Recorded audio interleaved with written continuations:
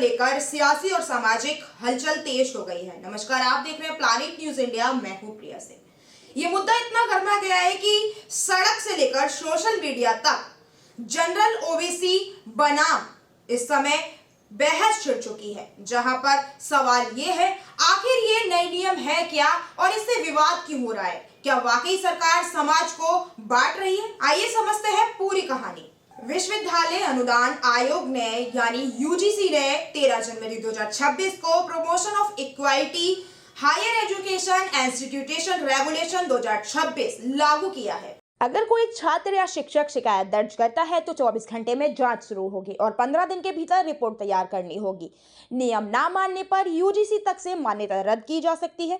असल विवाद नियम 3 को लेकर है। इस नियम में कहा गया है कि जातिगत भेदभाव का मतलब होगा एससी, एसटी और ओबीसी वर्ग के खिलाफ भेदभाव। पहले ड्राफ्ट में सिर्फ एससी, एसटी थे, लेकिन फाइनल नियमों में ओबीसी को भी शामिल कर लिया गया। यही से सरमण वर्ग में नाराजगी बढ़ गई। आरोप है कि अब सिर्फ जनरल कैटेगरी को ही दोषी माना जा रहा है। सोशल मीडिया पर दावा किया जा रहा है कि ओबीसी में मुस्लिम जातियां भी आती हैं और बिना ठोस सबूत के शिकायत दर्ज कराई जा सकती है।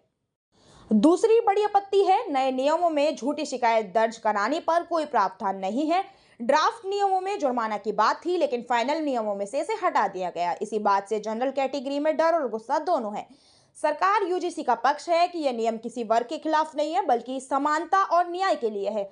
बीजेपी सांसद निशिकांत दुबे का कहना है कि संविधान के अनुच्छेद 14 और 15 सभी वर्गों को बराबरी का अधिकार देते हैं और किसी के साथ अन्याय नहीं होगा।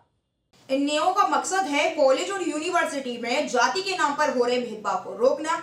इस नियम के तहत हर उच्च शिक्षण संस्थान में इक्वालिटी ऑफ अपॉर्चुनिटी का सेंटर खोलेगा, जहां पर स्टाफ से लेकर स्टूडेंट की भेदभाव की शिकायतों पर कड़ी कार्रवाई की जाएगी। फिलहाल यूजीसी के ये नए नियम सुप्रीम कोर्ट के सामने चुनौती का सामना कर रहे हैं। अब देखना ये होगा क्या ये नियम भेदभाव रोकेंगे या फिर ये समाज में एक नई लकीर खींच देंगे। तब तक के लिए मैं इजाजत लेती हूँ। नमस्कार।